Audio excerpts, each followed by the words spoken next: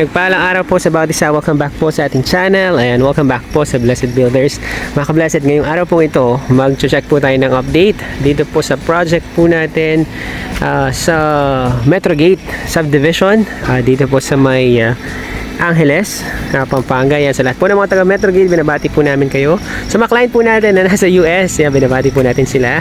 Alam ko nanonood po sila ngayon. Para po sa update po natin dito po sa project po natin, medyo makikita po na po natin yung flow niyan ng layout ng bahay, since yung mga poste po natin, ayan, nakatayo na. Yung mga poste po sa ibaba, sa ground floor, nakatayo na.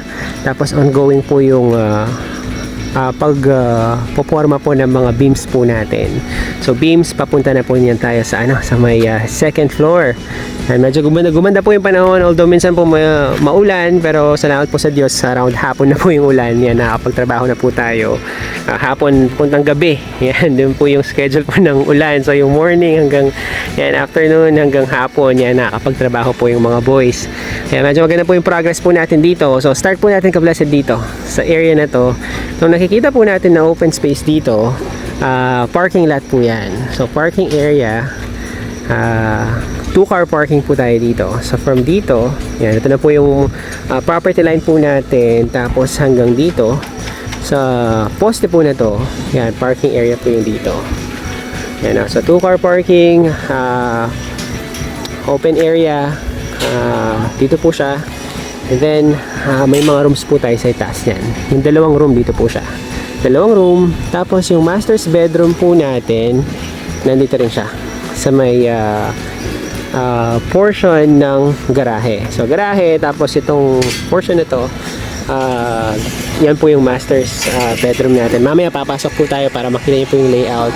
And then sa area na to, ito po yung sala po natin.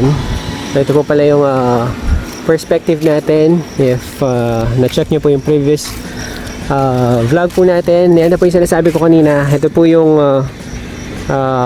parking lot po natin. So parking lot, tapos yung master's bedroom dito, tapos meron po tayong dalawang rooms sa itaas. Yan, so ito yung sala. Yan, punta po tayo dito.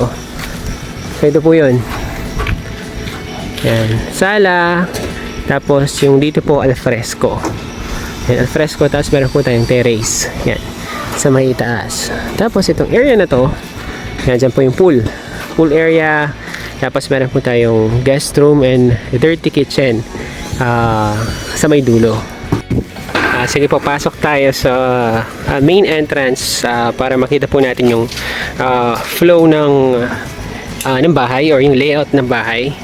Sa area na to, meron tayong covered portion yan. Covered portion sa may main entrance. So dito po yung main entrance niyan.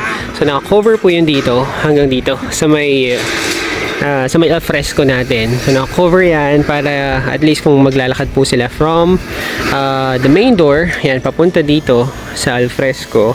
Ito po kasi alfresco na to, open po siya. And open area yun dito para may meron po tayong pwesto dito kapag nagpo-pool. Yan, nagsiswimming. Dito siya. At least meron po tayong open area sa portion na to. So, naka-covered po yun dito sa itaas from our main entrance papunta sa alfresco. And then, ito yung main entrance natin.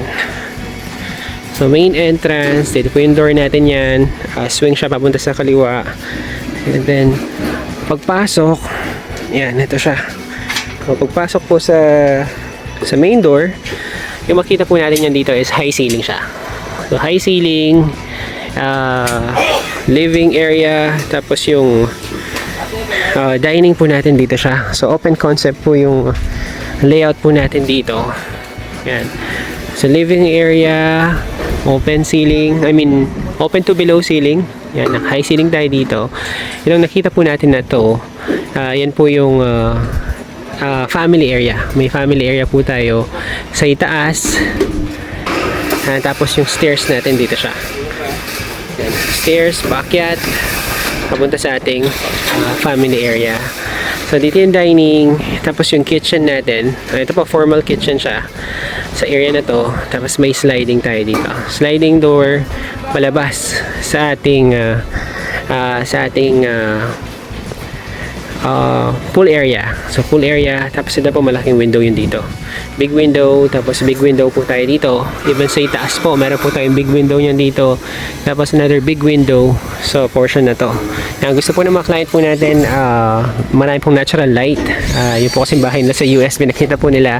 So parang ganun po yung concept nila, is napakaraming window sa itaas. Tapos high ceiling din po. So mas prefer po nila is ganun po yung setup po nila dito.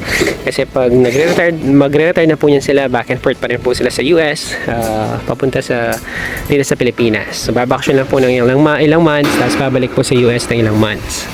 So kaya ganun po yung ginawa po natin. So maraming big window po dito sa area na to, tapos family area, tapos yung dalawang rooms po niyan natin dito po siya. So one room, first room, second room, may naka-extend po niyan tayo dito sa second room. Tapos yung masters po natin is dito po siya. Okay, masters po natin, nilagay po natin dito sa ibaba.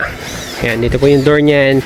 Yan, papunta po sa ating master's bedroom, walk-in closet, tapos yung toilet and bath po natin sa area po na yan.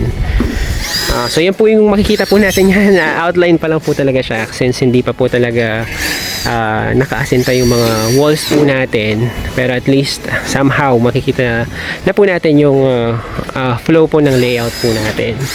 Kung nandito tayo ngayon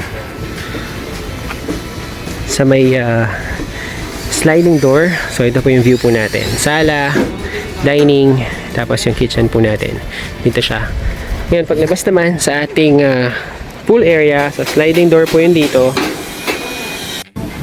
yung makita naman po natin dito is yung alfresco area.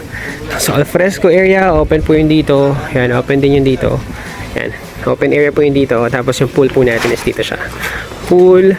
Tapos meron tayong auxiliary kitchen dito, auxiliary kitchen. Tapos meron po tayong guest room dito, isang guest room, auxiliary kitchen. Tapos dito po sa likod meron po tayong laundry. Yan, meron pa po tayong setback dito na 2 meters. Tapos meron po tayong laundry area yan sa portion na to. Bali yung bahay po pala is single detached po siya. So naikutan, may space tayo dito. Tapos may space din sa gilid, pati sa harapan. Yung pong naka-attach na po niyan natin is yun dito sa portion na to, para ma-maximize po natin yung lot po natin. So yung open kitchen po natin dito, or yung auxiliary kitchen. Tapos yung pong toilet and bath po natin, meron po tayo dito, toilet and bath. Tsaka yung guest room po natin, pati yung pumping room para po sa pool. Yan, dito po siya sa portion na to. So nakadikit na po siya, firewall na po tayo dito para ma-maximize po natin yung space. Tapos ka-blessed, meron na po tayong kapitbahay dito. Yan, may ongoing construction din po sa kabilang side. So ito lang po yung site natin. Yan, so at least may kapitbahay na po yung mga client po natin. Although may mga bahay na rin po dito. Bahay na dito sa kabila, pati yung sa kabilang side. Pero mabibilang lang po siya, kasi parang extension po ito ng Metrogate subdivision. So mga ka-blessed, yan po muna yung pinakahuling update po natin dito po sa site po natin sa Metrogate subdivision. Yan, maraming salamat po for tuning in sa ating pong vlog ngayong araw. Mag-ingat po tayong lahat at pagpalain po tayo ng Panginoon.